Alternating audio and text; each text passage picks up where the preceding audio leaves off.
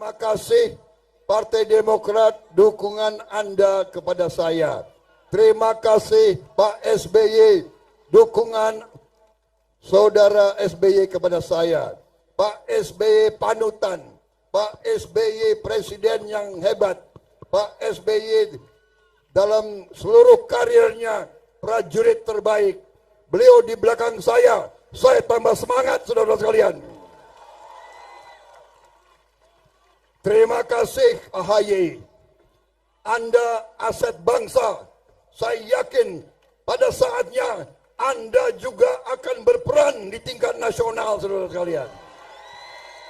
Yang jelas kalau Prabowo Gibran menerima mandat, AHY akan saya beri tugas yang sangat strategis dan sangat penting saudara sekalian.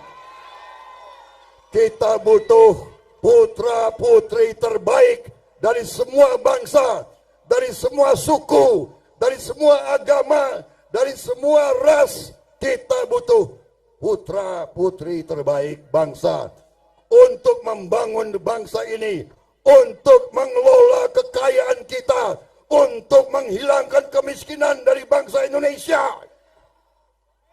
Saudara-saudara sekalian, sekali lagi, terima kasih dukungan saudara-saudara sekalian untuk saya. Download Tribun X sekarang, menghadirkan lokal menjadi Indonesia.